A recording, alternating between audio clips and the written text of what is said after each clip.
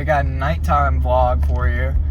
But I wanted to talk about books, like, what's going to happen to books in the near future, and are books really expensive? So I wanted to talk about the second thing. Are books really expensive? That's a yes and no answer, because yes, they are expensive.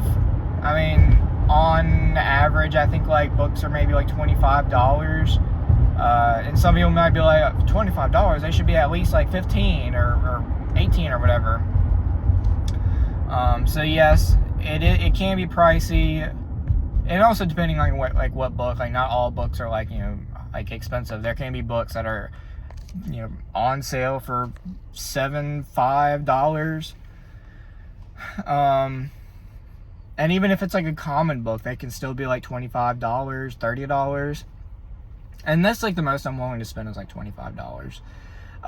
But you can kind of get a sense of understanding like the prices and like why are they that much, because it costs a lot and it's a big process to make a book, because we have machines that do all this work for us, but you still have to have people that operate the machines. Ooh, excuse me.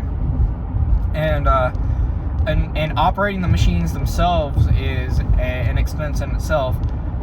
So not only do you have to pay to run the machines, you have to pay the people that run the machines, and you have to pay the bookstore employees, because employees have to be paid. So it is costly to have a book, and it is costly to make the book. So that's kind of why all these books are so expensive.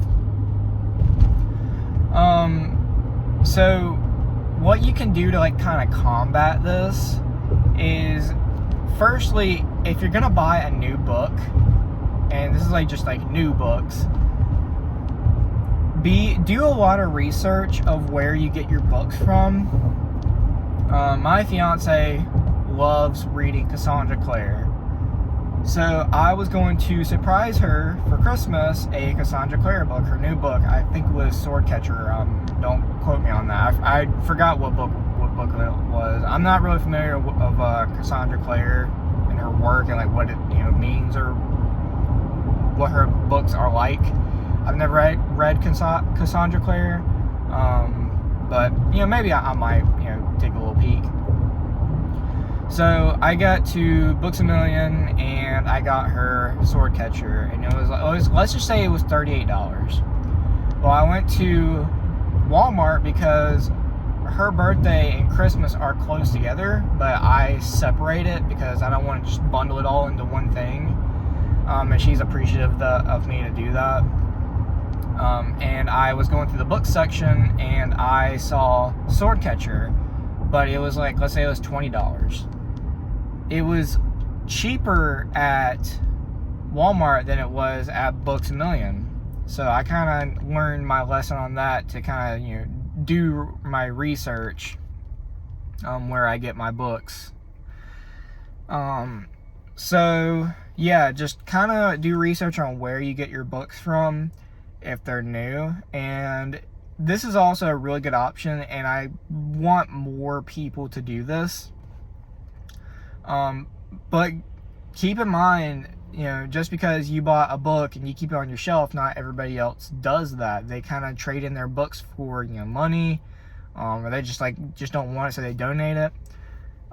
So go to your local used bookstore. I like to go to used bookstores, or just like thrift stores. Thrift stores, they'll have their book section, and of course it's not going to be the most like greatest book selection ever. It's going to be a lot of like really crappy books, but look through them, and if something seems appealing to you, grab it. It's going to cost you maybe just like a couple cents, because books, like having a book should not cost a lot. Like having knowledge should not cost a lot, because knowledge should be free. But of course, thrift stores need to make a profit. They need to have some money to kind of run their store. So yeah, go to thrift stores, go to a used bookstore, and yeah, just kind of give a book a second chance. And if you don't want to go to if there's like a book that you can't find at a used bookstore, go to Thrift Books. For anybody that's not familiar with Thrift Books is a used book website, and they have like trillions and trillions of books. There's so many books on there, and you can get new books too, but the whole purpose of Thrift Books is to get a used book and to give them a second chance. You can get a lot of books on there for really cheap. I've got a huge list of books for whenever I'm ready to buy some more books, because I'm kind of taking a break right now from buying books, because I've bought more books than I've read. So I've only read like a handful of books, and I've got so many other books, so I'm kind of making myself read these books first, and then you can buy another book. So I gotta treat myself to some more books one day, but I gotta keep up my reading. So yeah, just a little nugget of information. Just kind of be wary about that. Just, it's a good option to give a book a second chance, and you're not like really wasting paper. You're not like whatever. But let's talk about the future of books. Books have been around longer than CDs or not really like games, but they've been around longer than video games. And video games have started to see this change of going just digital. Not completely. I hope not yet.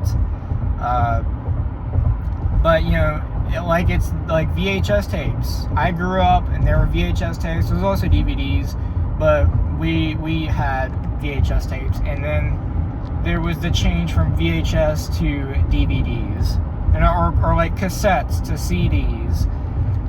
So we were able to see that change, and adapting that to books. Really, having a physical book, I don't believe will completely just go away forever. Not anytime soon. There's a huge book following. People love having physical books, and of course there's people that love having ebooks.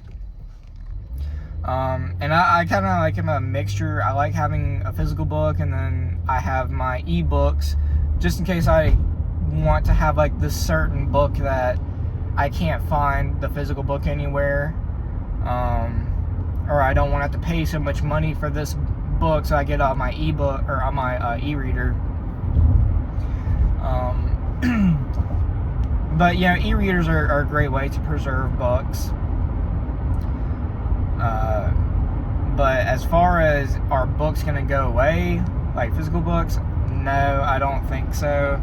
I don't know this for sure, but it's probably like there is a good profit from people buying physical books than they do like with ebooks. I don't know for sure, but whenever I'm in a bookstore, I love going into a bookstore and smelling the books and seeing all of the covers there. It's like going into a Blockbuster. You see all these movies, and it's like so exciting, and you're just like going around picking stuff out, and you go and rent your tape. So I don't know, it's just an experience to go into a bookstore. But yeah, like I said, we went from VHS to DVDs, cassettes to CDs. So, and we have went from books and still having books, and then we have ebooks and all that other, like audiobooks. So, but yeah, books, I don't think they'll go away forever. But anyways, yeah, that's about it for this video. I just kind of want to talk about books, because I love reading, and this video is probably gone on for way too long, and I've probably jumbled up a lot of stuff. But anyways, yeah, that's about it.